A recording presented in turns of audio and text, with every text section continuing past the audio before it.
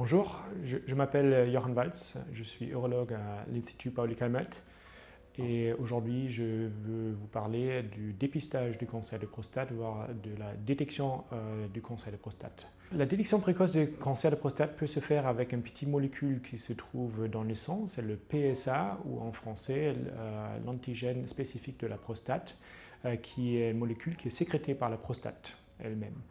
Et si on a un cancer de prostate dans la prostate, le PSA peut augmenter relatif à quelqu'un qui n'a pas de cancer de la prostate. Mais ce PSA peut augmenter aussi pour d'autres raisons. Ça peut être par exemple une inflammation ou une infection.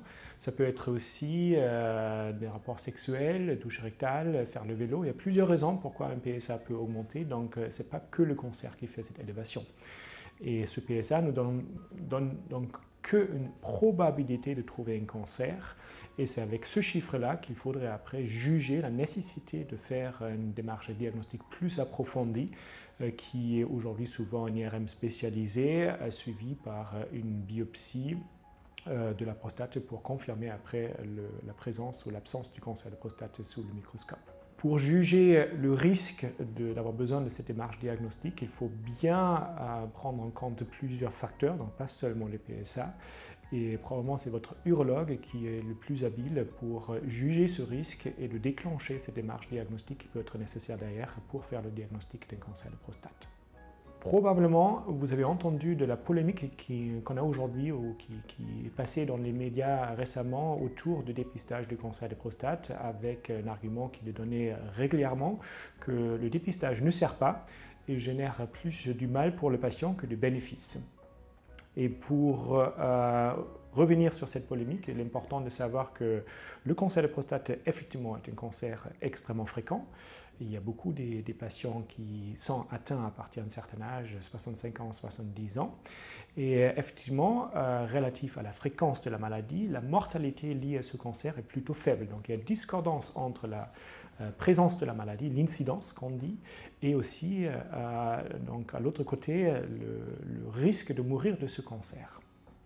Mais à l'autre côté, pour vous donner une idée sur le rôle que cette pathologie joue dans notre vie quotidienne et dans une population, le cancer de prostate est la deuxième cause de mortalité liée à un cancer en France après le cancer du poumon. Donc ça représente un problème majeur de la santé et le problème aujourd'hui est d'identifier les patients qui vont avoir un bénéfice d'un dépistage où on a l'intérêt de diagnostiquer la maladie et la traiter derrière pour changer ce destin que la maladie pourrait avoir, qu'on pourrait mourir un jour de la maladie et d'éviter à l'autre côté de trouver une maladie qui est plutôt une évolution lente, plutôt une évolution bénigne où on a a priori pas besoin de la diagnostiquer ni de la traiter. Et là aussi, pour faire le tri, pour identifier les patients qui sont des bons candidats pour un dépistage et de laisser les patients après tranquilles où on n'a pas besoin de faire ce dépistage, pour faire ce tri-là, c'est de nouveau probablement votre urologue qui est la personne la plus habile pour juger la nécessité donc, de faire un dépistage suivi après par une démarche diagnostique dans la suite. Concernant la prise en charge du dépistage, il faut savoir que le dépistage systématique par le PSA pour le diagnostic du cancer de la prostate n'est pas recommandé par les autorités de la santé ni remboursé actuellement. Mais il faut savoir aussi que ce test n'est pas coûteux du tout, il coûte autour de 20 à 30 €, donc c'est quelque chose qui est a priori abordable. Et après, il faut surtout savoir aussi que ce test est largement suffisant de le faire une fois par an. Donc l'argent qu'il faudrait investir pour faire cette détection précoce ou le dépistage, a priori, reste très raisonnable. Et ça ne doit pas représenter une barrière pour faire ce dépistage chez les patients qui vont avoir un bénéfice de ces dépistages.